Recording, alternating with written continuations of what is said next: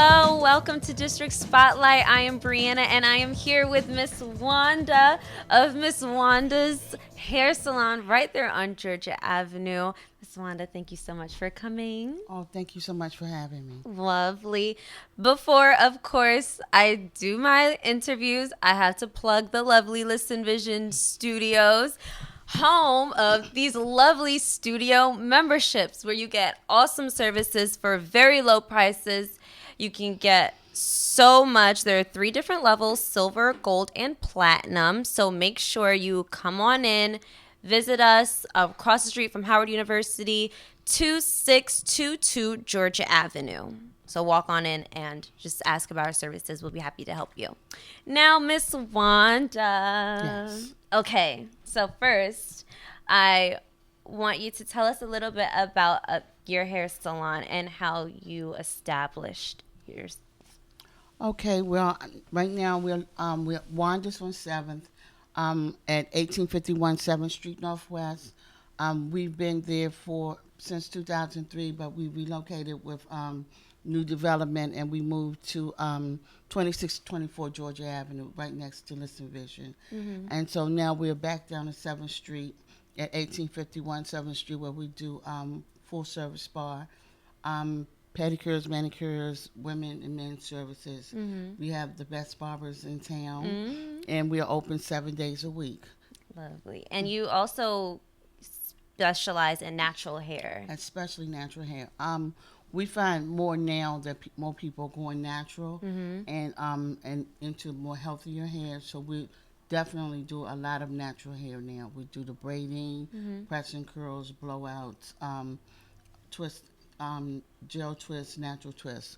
So we do a lot of natural hair. So what were some difficulties you faced while you were establishing Miss Wanda's? Well, some of the difficulties was, leaving Wanda's Hair Studio to come on Georgia Avenue. We had to find a location that was comfortable for our clients to be able to reach us and not go a far distance. And we were very fortunate to come to 2624 Georgia Avenue. And in the process of those 4.5 years, getting back down to 7th Street where we were originally, with development, developers, trying to put a whole new salon back together on a very high end was a lot of work. But it was work worthwhile, but it was a tremendous amount of work. Yeah. We had to do a full construction Oh, wow. on a vanilla shell, so it was just 4 walls, so we had to work with all of that. And it took us 4 years. Wow. What made you want to open your own business? I really wanted to, when I was young, I wanted to be a hairstylist. And I worked at Natural Motions for 18 years. And working with Natural Motions and Liz, I was in charge of a lot of things. They practically ran the whole salon. Okay. In the later years, the highest paid stylist there. So Oh. I might as well, do the management there. But it was a very wonderful place to work. Yeah. And from there I branched off to say, what could I do for me, and what other risings could I do, So I set out to open my own salon, and after leaving her in 6 months, I opened my very first salon at 1201 U Street Northwest, and we were over there for about 8 years. Wonderful location, but we outgrown our space. We had 15 chairs, and so I wanted something different. So I went to find other spaces that was larger than that one, and that's when we found 1851 7th Street, and in 2003. And in 4 months we were in there, and it was just a wonderful place to be. I mean, yeah, we were booked all the time, just like we are now. So 7th and T Street is the corner. That's the corner. That's the corner. That's the corner. So what is it like being a black business owner? A black Here. business owner is challenging. It's challenging in the marketplace because some people don't take hairdressers and barbers as seriously as they should. We're just like the backbone of the community. Everyone comes to us for questions, places to be, hear what's going on today. Just a place where they can just sit back and relax Yeah. and get their head done. So it's a therapy, it's a refuge.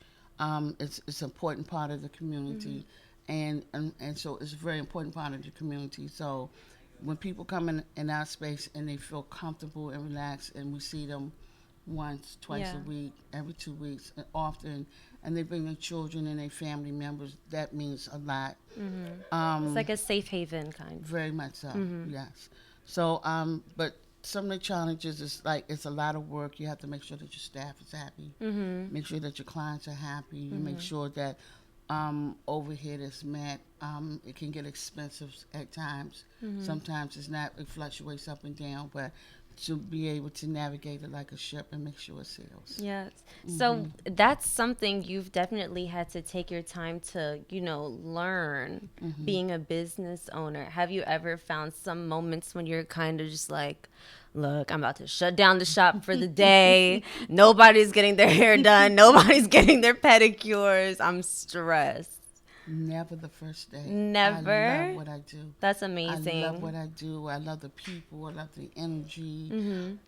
It's the whole foundation. I love it. It gets hard at times, but it's never time. I would just say, well, look, no, let me just. Actually, maybe I shouldn't have done this. No, we just work it out. That's amazing. So another thing I do want to touch on is gentrification, because DC is going through a lot of it, especially this area right here, right actually where your salon is. So has it affected you in any way? Very much so. Very much so. When I first came to 7th Street, I, they would all the retailers were told that they were going to be out in 30 to 60 days, just like that. Just be out. That's scary. Yeah, it was scary. It wasn't scary. I mean, I was insulted, but I had a 10-year lease, so I don't know what they were talking about. But You said, who's going to be out? yeah, I just said we'll see. But it was just. But gentrification is hard, and for myself, I've found a way to protect myself because I came in prepared. But it was a lot of merchants and retailers who were there 30 and 40 years, and gentrification came in, and then they had no place to go. I mean, rent was like $400 for the month, and so, and then being, it became your home after so many years, 10 years, but 30 and 40 years being in one location and being part of the community, they was just forced out. And for myself, we had to go through, come to an understanding, that I'm going to be here. I'm going to be here. I don't mind building new buildings as long as the community still be here and a part of that. And so that was something very hard for them to understand, very hard for them to understand. But at the end of the day, you know who wins. And You won. back. Yeah, I did. And I'm back in the community. But gentrification is really, really hard, and it's hard for a lot of areas because a lot of families that were in the community when I first came are not there anymore. Right, yeah. So gentrification is real. Yeah, well, I'm glad that you're still here and you're standing stronger than ever. I am too. In my community, they are very happy that that I did come back. They're happy to patronize me. New people in the neighborhood come up and they give me a hug and they say, "Well, I know what you had to go through, and you're back, and we commend you for that." So the love has been outstanding. Here? Well, we've had Dr. Ife Williams from the National Council of Black Women. She came in, and Janice, she's the president of the National Council of Negro Women. We've had Clinton Portis, Dick Gregory. We've had Sunday Carter, Red Grant. We've had we have quite a few that's come through, and as far as celebrity status. But what's really excites me is the clients who've been there before we moved. Right. And when they come in, it's just a party. Yes.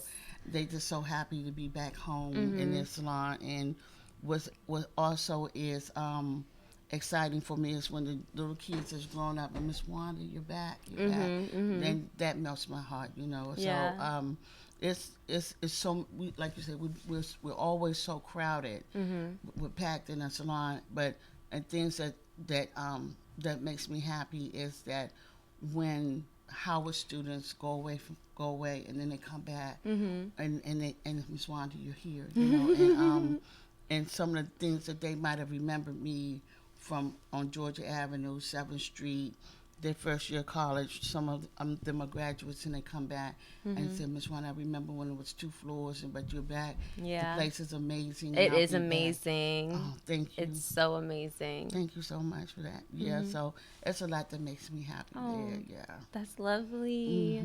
So I know that this area, well, DC is full of pop-up salons. Like there's always something new. There's always like a beauty bar there or a new spa there. So how do you deal with competition?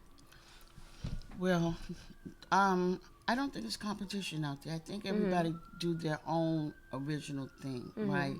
But I'm a veteran at doing things. I've been in the most popular salon in town, and I've been there for quite some time, and I've seen a lot of things and traveled. So, it's things that, for me, that excites your clients, excite your community. So you get involved with your community is one. The other is you have events in the salon. Where our salon, we have approximately 17 stations. So, but it's very mobile from inside. So we redirect our stations and our chairs, and we have a big open space. Okay. And we have art events. Yeah, you do. We have art events, so we have featured artists, and people will showcase a featured artist, and people will come in and view artwork. We have art all night. We're getting ready to have VIP parties from the Howard Theater at night. So nice. And so we have little certain events. Sipping shops, networking parties on like Sunday evenings and late nights. From 9 to maybe 2. So we have little events like that in the salon. Nice. So it's like you're a salon/lounge. Pretty much. Yeah. That's very relaxing to have. It is. It's relaxing. It's exciting. Our last all-night event, we had over 1,800 people come through. Oh my God. So yeah, we get a large turnout. Nice. So, you said that you don't really see it as competition because everyone does their own thing, and that's. I'm really happy that you said that because I know that the beauty industry is very competitive overall. So for you to have more of a positive outlook, with that industry, that's really amazing. I'm sure that's very influential for people who are watching who want to be in your shoes, have their own shop and do hair and this, that, and the third. So what is a piece of advice that you want to share with someone who wants to follow in your footsteps? Well, just like you said, you have to be very confident in yourself, on who you are, what you want to be, what your demographics are, and how you're going to cater to your community. One of the advantages that I have, that I grew up in Detroit Park, and so my mother lived there, who's still living, 90 years young. Oh wow! Yeah, so she's been living there That's for a blessing. A true blessing. And she's been living over that way for over 60 years. So knowing the community and the community knowing you, I'm very fortunate to be in a community that I grew up in, went to school in, and know a lot of people in, and met a lot of people. And just the way that you reach out to your community, they'll reach out to you. So you do that for your whatever area that you're working in, and see who the people that you want to reach out to, and cater to them. What their needs are, if they was near college, if they're near office buildings, subway stations, things of that sort. How do you reach the people that you want to service, right? And reach out to them and be very positive of what their needs are. I think that your business it specializes in that because you have that family feel. Because a lot of places you just kind of go, get your hair done, get your nails done, you just leave out.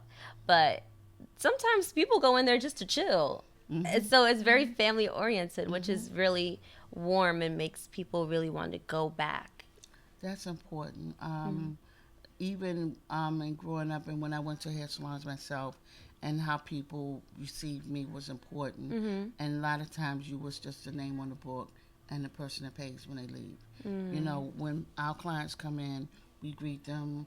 We find out what they need, what they want, who's their stylist or their barber, and we make sure that we acknowledge the fact that you're there, and we cater to you to make sure that you with your operator and that your service is good, and that you're in and out on a timely manner. But most important, feel relaxed while you wait. Nice. Well, thank you. Oh, reminds also our audience how they can get in contact with Miss Wanda's Hair Salon when they want to book their next appointment. Let them know. Yes, it's Wanda's on 7th, 1851 7th Street Northwest. And our phone number is 202-621-7119. Thank you so much. Thank you for having. Oh, sorry. Thank you for coming. Thank you for having me. We'll be right back on District Spotlight with my next guest. Stay tuned.